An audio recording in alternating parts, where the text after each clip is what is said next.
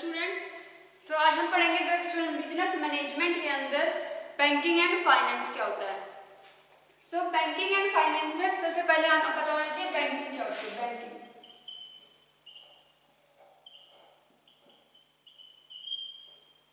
Banking क्या होती है? Backbone of the commerce and industries. Banking is the backbone of commerce and industries. क्योंकि सभी इंडस्ट्रीज और कॉमर्स जितने भी हमारे बिजनेस होते हैं वो सभी चलते हैं बैंकिंग के थ्रू। फाइनेंस जो भी है हमारा, बैंकिंग क्या होती है? बैकबोन। कोई बिजनेस चलाने के लिए banking is the backbone of commerce and industries. Bank क्या होता है? हम कह सकते हैं कॉम्प्रिहेंसिव टर्म है। कॉम्प्रिहेंसिव टर्म है for a number of institution. जो अलग अलग हमने क्या करवा रखे हैं, जो अलग अलग फर्म है, अलग अलग ऑर्गेनाइजेशन है, अलग अलग ड्रग स्टोर्स हैं, उन सब के लिए क्या है? एक कॉम्प्रिहेंसिव टर्म है जो different kinds of certain kinds of financial जो बिजनेस है, डीलिंग इन मनी है, वो हैंडल करती है। Dealing in money financial business handle करते हैं बैंकिंग। बैंकिंग के अंदर क्या होता है? बाइज करती है, सेल्स करती है, मनी को मतलब पैसे को देना, लेन देन करती है, पैसों का बैंक के थ्रू होता है money. In the same way as, उसी तरह से जैसे कि ट्रेडर्स जो होते हैं वो क्या करते हैं? अपना सामान बेचते हैं और पैसा लेते हैं। तो वो अब भी क्या होता है? सामान की लेन देन होता है, वहां पे सामान बेचते हैं एंड पैसा लेते हैं, डीलिंग होती है मनी की उसके अंदर भी। एंड नेक्स्ट हमारे पास आता है कि वो प्रॉफिट हमें मिलता है उससे। ऐसे ही बैंकिंग में भी क्या होता है? प्रॉफिट मिलता है। सिमिलरली क्या होता है? बैंक जैसे ट्रेडर्स लेन देन करते हैं वैसे बैंक लेन देन करता है, बट मनी का वो कैसे करता है? डिपॉजिटर से तो मनी ले लेता है एंड उनको या तो कोई सामान ले लेता है या फिर मनी अर्न सेल कर देता है। सेल करता है जो बोरोवर्स होते हैं, बोरोवर्स जो उधार लेने वाले लोग होते हैं। तो डिपॉजिटर्स डिपॉजिट करते हैं, जैसे बैंक से लोन ले लेते हैं कोई लोग, तो वो उनको क्या कर रहा है? उधार दे रहा है, लोन पैसे उधार दे रहा है। जो डिपॉजिट करवा जाते हैं उनके पैसे ही जाते हैं। उससे वो क्या होती है? बैंकिंग। इन सब के बावजूद बैंक प्रोवाइड करवाता है facilities exchange and transmission of funds. जितने भी फंड्स हैं उनके एक्सचेंज एंड ट्रांसमिशन की फैसिलिटी प्रोवाइड करवाता है।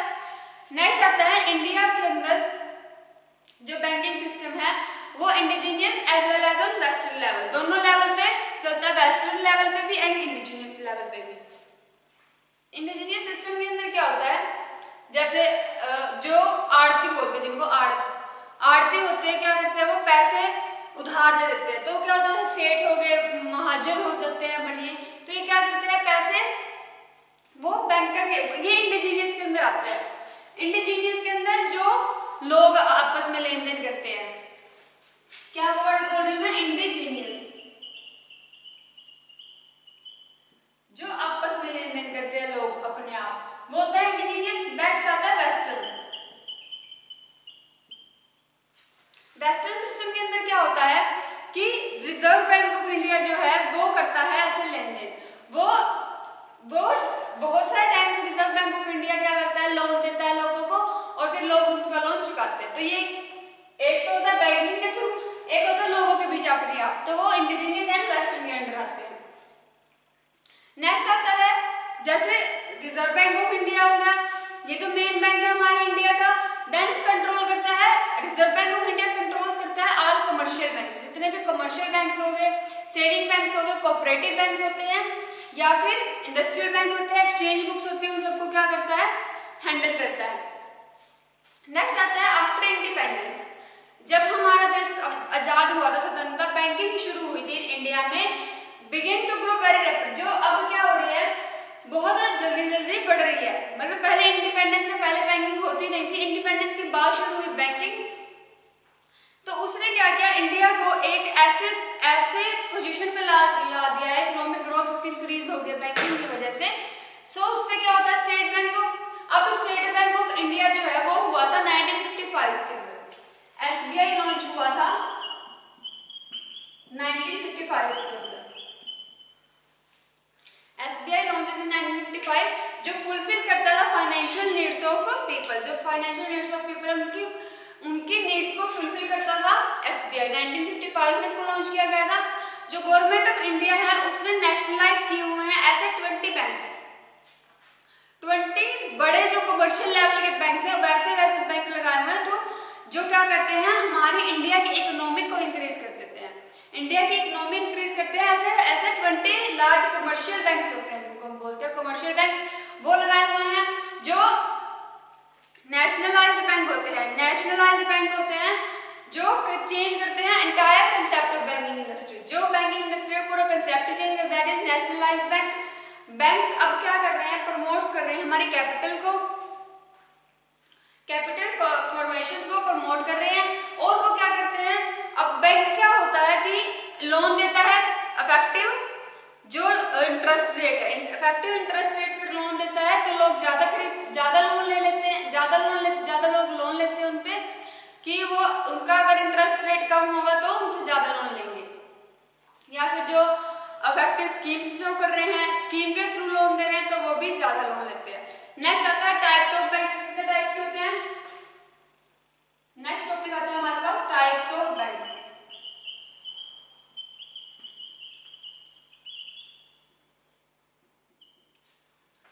टाइप्स ऑफ बैंक क्या होता है, सबसे पहले आता है कमर्शियल बैंक, कमर्शियल बैंक के बाद सेविंग्स बैंक। कमर्शियल बैंक जो कमर्शियली यूज किए जाते हैं, बड़े लेवल पे यूज किए जाते हैं। सेविंग बैंक्स हो गए, लैंड डेवलपमेंट बैंक्स होते हैं जो जमीन के थ्रू लेते हैं, जो जमीन के थ्रू बैंकिंग होती है, that is land development banks.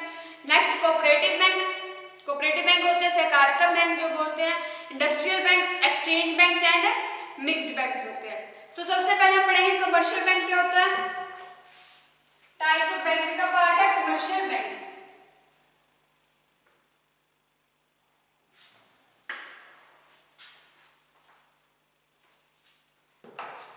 सबसे पहले आ जाता है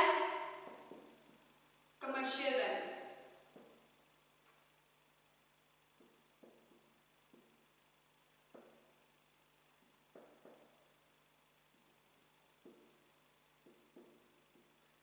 टाइप्स ऑफ बैंक्स का फर्स्ट पार्ट है कमर्शियल बैंक। बैंक जो डिमांड करता है डिपॉजिट्स की, एक्सेप्ट करता है एंड अलाउ करता है विड्रॉल मनी, जो विड्रॉ कर सकते हैं मनी जो नॉर्मल लोगों के लिए होता है bank, that is commercial bank. जैसे मनी का विड्रॉल करना, मनी को एक्सेप्ट करना चेक के थ्रू या फिर कोई और अदर मीन्स से, वो होता है कमर्शियल बैंक्स। अब क्या होता है, कमर्शियल बैंक्स अदर फंक्शन भी परफॉर्म करते हैं, जैसे ट्रेड इंडस्ट्रीज में या कॉमर्स में, ट्रेड्स में, मनी में ये क्या करते हैं और भी अदर चीजें भी फॉलो करते हैं। सिर्फ डिपॉजिट और विड्रॉल के अलावा लोन वगैरह देना भी जो होता है, एक जगह दूसरी जगह पर ट्रांसफर करवाना, ये भी सारी चीजें कमर्शियल बैंक के अंदर आ जाती है। नेक्स्ट आता है फंक्शंस क्या क्या होते हैं कमर्शियल बैंक के। सबसे पहले होता है सर्विस टू डिपॉजिटर्स। डिपॉजिटर्स को क्या हेल्प होती है, बैंक क्या करता है, प्रोवाइड करवाता है means to deposit money, save करना, मनी को सेव करना वो आता है डिपोजिशन में, कि अगर हम अपनी मनी डिपॉजिट करवाए तो वो हमारे सेविंग्स में जा रही है। नेक्स्ट, अगर मनी एक्सेप्ट हो रही है, अगर बैंक मनी एक्सेप्ट करे तो वो किस में जा रही है, उसके सेविंग अकाउंट के अंदर जा रही है, क्योंकि उसके अलावा कोई उसको विड्रॉ नहीं करवा सकता, तो वो सारी उसकी सेविंग अकाउंट्स में जाएगी। उस सेविंग अकाउंट्स में जाके तो उसको थोड़े टाइम के बाद इंटरेस्ट भी लगता रहता है, तो इंटरेस्ट भी पे किया जाता है। क्या क्या फंक्शन होते हैं, अब इसकी क्या क्या सर्विस होती है। फर्स्ट ऑफ ऑल तो ये क्या करता है, कलेक्ट करता है सारी मनी लोगों से, चेक्स के थ्रू या फिर डिमांड ड्राफ्ट के थ्रू, एक्सचेंज के थ्रू, या फिर लोकल जो भी अगर डायरेक्टली जाके वो करवा दो, डिपॉजिट करवा दो तो वो भी हो जाती है। नेक्स्ट आता है डिस्काउंटिंग फैसिलिटी प्रोवाइड करवाता है। डिस्काउंटिंग फैसिलिटी पे क्या होता है, बिल्स को, जो बिल्स वगैरह होते हैं बिहाफ ऑफ देयर डिपोजिशन में हेल्प करता है। नेक्स्ट, जो लोकल या फॉरेन डिपॉजिटर्स होते हैं उनको प्रोवाइड होती है वो फैसिलिटी। नेक्स्ट आता है इंश्योरेंस प्रीमियम पे करता है, हेल्प करता है उसमें, इंश्योरेंस प्रीमियम में सब्सक्रिप्शन पे या टैक्सेस जो हम करते हैं उनके अंदर भी वो हेल्प करता है डिपॉजिटर्स को अगर जरूरत है तो। नेक्स्ट आता है services by way of loans. First of all क्या है, सर्विसेज टू डिपॉजिटर्स, डिपॉजिटर को क्या क्या सर्विस हुई, कैसे हुई। नेक्स्ट आता है वे ऑफ लोन्स, लोन के तरीके से कैसे। सबसे पहले ओवरड्राफ्ट। ओवरड्राफ्ट क्या होता है, इस स्कीम के अंदर जो कस्टमर होता है वो अलाउ करता है टू ड्रॉ चेक्स, चेक का ड्रॉ करना, चेक जो लेके आता है वो, अगर उसमें कोई बैलेंस अमाउंट भी नहीं है, अगर अमाउंट बैलेंस नहीं है फिर भी वो चेक को अलाउ कर देगा send credit of his own account, उसके अकाउंट में वो बैलेंस क्रेडिट कर देगा। नेक्स्ट उसको परमिशन देता है विड्रॉ करवाने की भी। कोई चेक ने जमा, किसी ने चेक जमा करवाया, उसके अकाउंट में पैसे आ गए, उसी टाइम में वो विड्रॉ करवा सकता है उसको। ये होता है ओवरड्राफ्ट। जैसे कोई कस्टमर 20,000 रुपए का क्रेडिट करवाता है तो वो इशू करता है उसके ऊपर चेक्स फॉर ₹50,000। तो अगर वो 50,000 का चेक लेके आता है 20,000 ड्रॉ, तो उसमें से क्या कर सकता है, उसको निकलवा सकता है, विड्रॉ करवा सकता है। कस्टमर को क्या करना है, बस उसको इंटरेस्ट पे करना है, उसको जो विड्रॉ है ओवर विड्रॉ है एक अमाउंट का 30,000 जो बच गए वो उसको क्या कर सकता है, उसके खाते में ही पड़े रहेंगे, उसके अकाउंट में ही पड़े रहेंगे, या फिर वो अपनी जो डेली बेसिक इंटरेस्ट है उसके साथ वो लगता रहेगा, जो इंटरेस्ट लगना होता है बैंक के थ्रू। नेक्स्ट आता है कैश क्रेडिट। कैश क्रेडिट में क्या होता है, इस स्कीम के अंदर बैंक फिक्स करता है कितना क्रेडिट हमें देना, बैंक फिक्स करता है कितना, एक लिमिट होती है किस लिमिट तक बैंक जो है कैश दे सकता है। जैसे अभी क्या है कि 10,000 तक की लिमिट रखी हुई है एक टाइम में एटीएम से पैसे निकलवाने की, तो वो क्या होता है, वो बोरो कर सकता है मनी। जो क्रेडिट कार्ड्स वगैरह होते हैं उनकी भी एक लिमिट होती है, जो कैश क्रेडिट कार्ड मतलब क्रेडिट कार्ड से भी वो सारी पेमेंट कर सकता है। अगर उसके अकाउंट में पैसे नहीं भी है तो भी वो पेमेंट कर सकता है, तो वो उसको बाद में फुलफिल करनी पड़ती है। नेक्स्ट आता है लोन्स। लोन्स क्या होते हैं कि लोन देना, किसी को उधार देना। जैसे जब बैंक क्या करता है, ऐसे लोगों को क्या देता है, लोन दे देता है उनके इंटरेस्ट लगा के। अब हर एक का क्या होता है, सबका अलग अलग इंटरेस्ट रेट होता है, जैसे कोई 1% पे लगता है, कोई 2% पे, कोई 3% पे, 4% पे, ऐसे वो लगता है इंटरेस्ट रेट होता है ये। नेक्स्ट आता है वैसे लोन क्या होता है, लोन की जो किस्तें बनती है, जो EMI बनती है वो लॉन्ग टर्म के लिए होती है। जैसे कोई लोन लेते हैं 5 लाख का, तो वो 5 लाख का लोन 5 साल के अंदर उसकी जो अमाउंट है वो भरनी पड़ती है। तो 5 साल यानी कि लोन हम कह सकते हैं लॉन्ग टर्म बेसिस है, लॉन्ग टर्म बेसिस।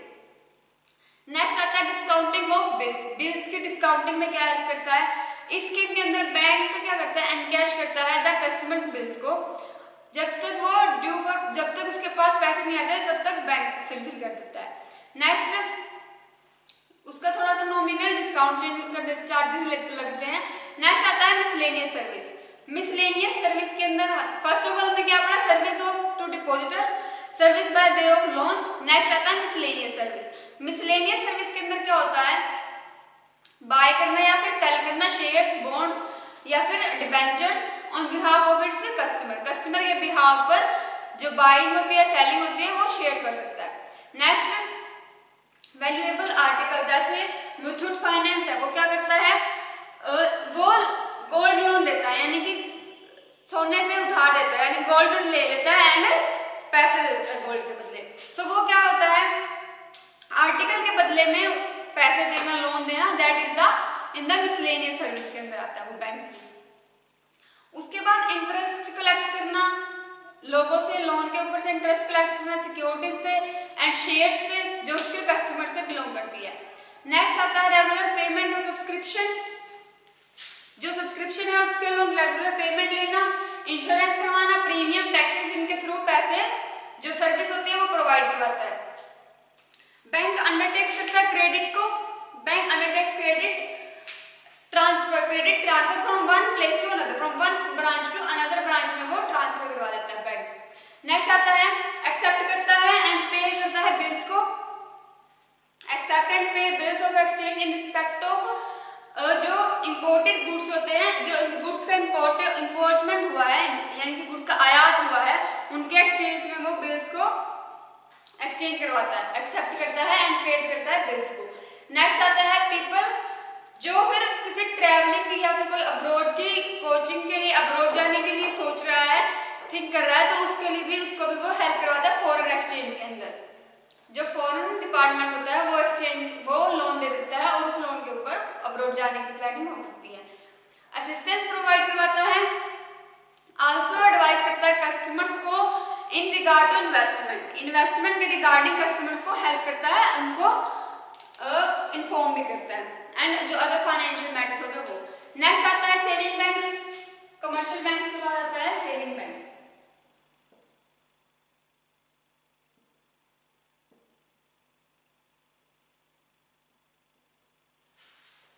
अब सेविंग बैंक क्या होते हैं, जो लोग हैं उन्होंने क्या हुआ है, इंडिपेंडेंट सेविंग बैंक्स खोल रखे हैं। इंडिपेंडेंट सेविंग, इंडिया के अंदर तो इंडिपेंडेंट सेविंग बैंक्स तो कोई ही होगा। सो सारे क्या होते हैं, गवर्नमेंट से रिलेटेड होते हैं, पोस्ट ऑफिस हो गया, फिर कमर्शियल बैंक्स होते हैं, उनके सेपरेट अरेंजमेंट्स होते हैं जो डील करते हैं विद सेविंग्स ऑफ पीपल, जो लोगों के सेविंग्स के साथ अलग से वो अपना उनका अलग अरेंजमेंट होता है जो अलग से डील करते हैं। पोस्टल सेविंग बैंक्स हो गए या फिर सेविंग बैंक सेक्शन होता है, इनके अकॉर्डिंग वो जो कमर्शियल बैंक होते हैं वो अपना काम करते हैं। नेक्स्ट क्या होता है, मेन एम क्या होता है सेविंग बैंक्स का, कि लोगों की हैबिट के, उनको सेविंग्स के लिए एनकरेज करना, लोगों को सेविंग के लिए एनकरेज करना। उससे क्या होगा कि लोग क्या है सेव करेंगे मनी उनके फ्यूचर नीड्स के लिए, उनको मनी सेव करेंगे। अब इंट्रोड्यूस करवाता है, ऐसे ही क्या होता है बैंक कैसे करवा सकते हैं लोगों से काम, कि वो इंट्रोड्यूस करवाता है ऐसे न्यू स्कीम्स लगाकर। स्कीम अगर नहीं आएगी तो उससे लोग ज़्यादा से ज़्यादा सेविंग्स करेंगे, प्रोग्राम्स को देखेंगे, एंड लोगों को हम क्या कर सकते हैं, मोबिलाइज कर सकते हैं इससे कि वो ज़्यादा से ज़्यादा सेविंग करें। वो सारी होती है सेविंग्स बैंक के अंदर। नेक्स्ट आता है land development banks, land development banks.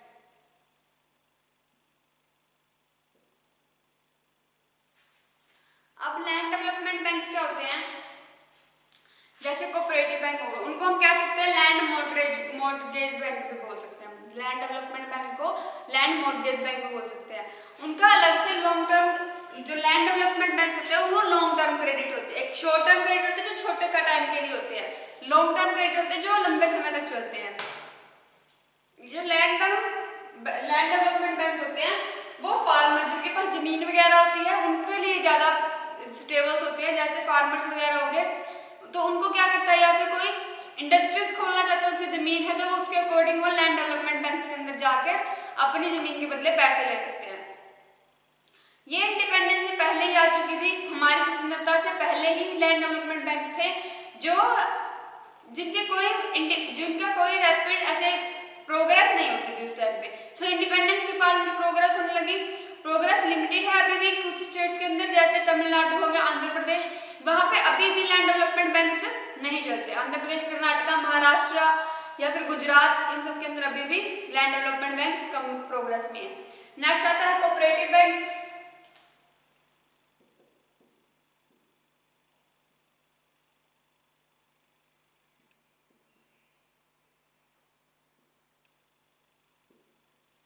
Cooperative bank होते हैं जो सहकारिता विभाग होता है, वो डिपेंड करते हैं प्रिंसिपल ऑफ कॉर्पोरेशन के ऊपर। ये क्या करते हैं, कलेक्ट करते हैं their capital by selling shares to the public. ये पब्लिक के साथ शेयर्स को सेल करते हैं, शेयर्स सेल करते हैं, जैसे शेयर मार्केट होती है ऐसे शेयर वहाँ पे लगते हैं, तो वो शेयर सेल करते हैं एंड एक्सेप्ट करते हैं डिपॉजिट्स। वहाँ से शेयर सेल भी करते हैं एंड एक्सेप्ट भी करते हैं from there members and others, उनके जो मेंबर्स हैं उनसे, और जो बाहर के लोग हैं उनसे भी कर सकते हैं। अब इसमें कितने टाइप्स के होते हैं यहाँ के। फर्स्ट ऑफ ऑल आता है प्राइमरी क्रेडिट सोसाइटीज, जो स्टार्टिंग में इनिशियली लगाई जाती है, that is primary credit society, जो विलेज लेवल पे होती है, यानी कि गांव के स्तर पर जो लगाई जाती है वो होती है प्राइमरी क्रेडिट सोसाइटी। नेक्स्ट आता है डिस्ट्रिक्ट सेंट्रल कोऑपरेटिव बैंक्स, जो डिस्ट्रिक्ट के अंदर होते हैं, जो डिस्ट्रिक्ट के थ्रू लगाए जाते हैं, ऑर्गेनाइज किए जाते हैं डिस्ट्रिक्ट लेवल तक। फर्स्ट था प्राइमरी क्रेडिट सोसाइटी जो विलेज लेवल तक थी। नेक्स्ट था डिस्ट्रिक्ट में जो district level, district central cooperative banks. Next आता है स्टेट कोऑपरेटिव बैंक, जो स्टेट लेवल की होती है। 3 लेवल के कोऑपरेटिव बैंक्स होते हैं, विलेज लेवल का, डिस्ट्रिक्ट लेवल का एंड देन स्टेट लेवल का। जो प्राइमरी क्रेडिट सोसाइटी होती है, जो फर्स्ट विलेज लेवल की थी, वो लोन प्रोवाइड करवाती है फार्मर्स को। नेक्स्ट वो लोन ले सकते हैं डिस्ट्रिक्ट कोऑपरेटिव बैंक से भी। एंड सेंट्रल कोऑपरेटिव बैंक्स का, जो प्राइमरी कोऑपरेटिव बैंक्स होते हैं वो डिस्ट्रिक्ट लेवल से लोन लेते हैं, जो सेंट्रल कोऑपरेटिव बैंक्स हैं वो सारे कमर्शियल बैंक के अंडर वर्क करते हैं, वो परफॉर्म करते हैं कमर्शियल बैंक के अंडर। एंड देन आता है स्टेट कोऑपरेटिव बैंक्स होते हैं, उनके हेडक्वार्टर्स होते हैं। अब हेडक्वार्टर्स मेनली हमारे जो होते हैं वो जो कैपिटल्स होती हैं वहां पे होते हैं मेनली। तो हेडक्वार्टर्स के अंदर सारे प्रोसीजर्स होता है, सारे बैंक स्टेट बैंक्स है वो उनके हेडक्वार्टर्स के अंदर वर्क करते हैं। नेक्स्ट जो सारे कंट्रोल्स हैं वो क्या होता है, सभी हेडक्वार्टर्स डिस्ट्रिक्ट कोऑपरेटिव बैंक से वो सारे ही हेडक्वार्टर्स के अंदर जाते हैं। स्टेट के कैपिटल्स जो है उनके अपने शेयर कैपिटल होते हैं, अपने ही उसके ओन लोन्स होते हैं रिजर्व बैंक ऑफ इंडिया के थ्रू जो आते हैं। नेक्स्ट आता है इंडस्ट्रियल बैंक्स।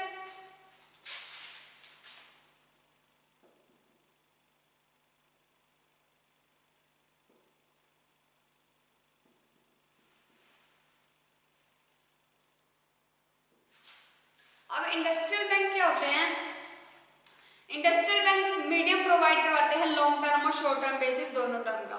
मीडियम और जो लॉन्ग टर्म लोन्स होते हैं उनके लिए होते हैं इंडस्ट्रियल बैंक। इंडस्ट्रियल कंसर्न के लिए जो दिए जाते हैं, किसी को अगर इंडस्ट्री सेट करनी है तो उसके लिए लोन लेते हैं जो इंडस्ट्रियल बैंक होते हैं उनसे। वो क्या करते हैं, वो शॉर्ट लॉन्ग टर्म के लिए या फिर मीडियम टर्म के लिए लोन प्रोवाइड करवाते हैं।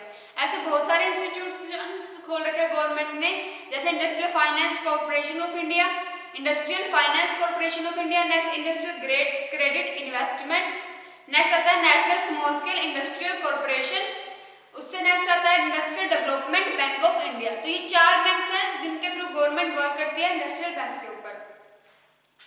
जो इंस्टीट्यूशन है वो कैसे, जैसे LIC हो गया, LIC लाइफ इंश्योरेंस कॉर्पोरेशन, या फिर unit trust of India, unit trust of India, ये सारे इंडस्ट्रियल बैंक्स के अंदर आते हैं। नेक्स्ट आता है exchange banks, exchange banks.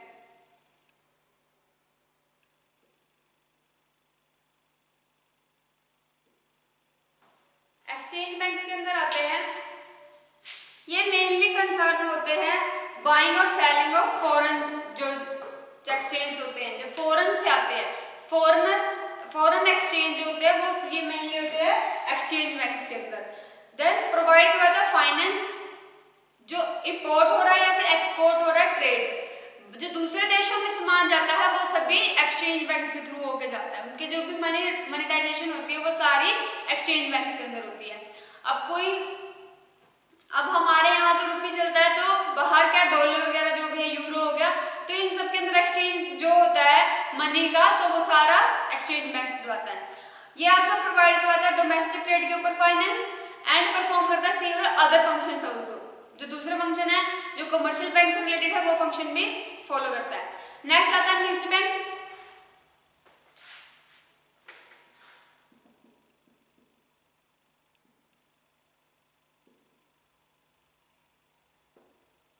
Mixed bank एक तो मैंने बताया था लॉन्ग टर्म फाइनेंस होता है, एक शॉर्ट टर्म, लॉन्ग टर्म होती है, एक शॉर्ट टर्म होती है।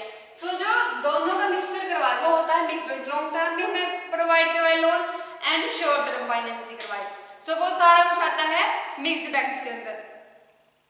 अब लॉन्ग टर्म जो होती है वो होती है जो लंबे सालों तक, मतलब काफी टाइम, जैसे इनका जो टाइम पीरियड होता है वो 4 या 5 साल होता है। शॉर्ट टर्म होता है 1 साल 6 महीने, ये सारी शॉर्ट टर्म जो फाइनेंस होती है वो होती है, ये सारे मिक्स्ड बैंक देता है। नेक्स्ट आता है export import bank of India.